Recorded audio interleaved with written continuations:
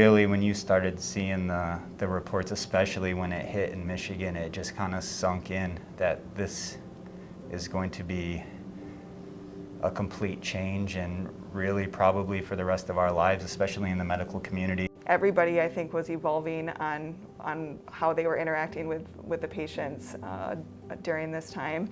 And then not only that, but talking about working with other departments like the emergency department or other specialists that we would consult with for patient care, and just those communications and just this feeling like we're all trying to just work together. If another doc was needed, they certainly were on call and certainly wouldn't hesitate or balk to come in, and that was a genuine reassurance for all of us at all times.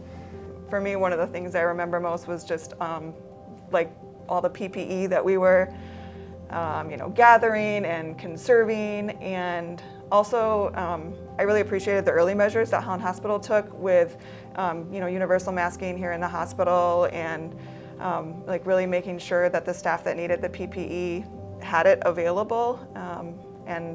But I do remember, at least in the early weeks, just that same feeling of are we going to have enough, and wanting to protect our medical staff and our nurses and our RTs and every single person who was here in the hospital. And that was something that I feel like practicing in this area, I've never felt a shortage of something or a feeling like we weren't going to have enough of any resource for somebody in our community who needed it.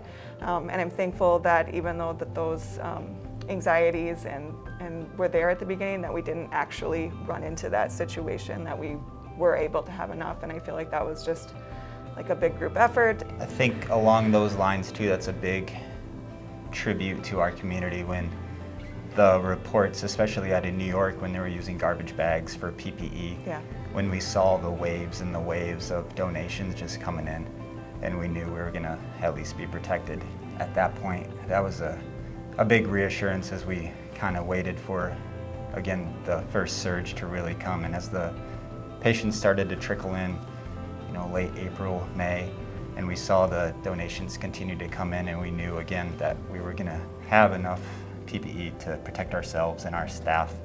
That again, it helped us do our job a lot better, having that reassurance. There's just been so many amazing stories, both from our community and outside of our community, of ways that people have looked for need and responded to those needs.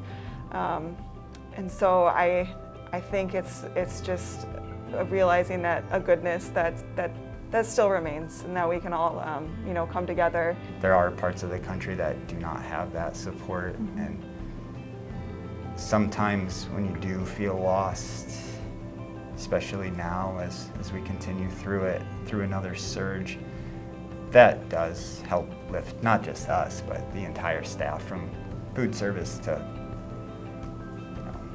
custodians to nurses, obviously.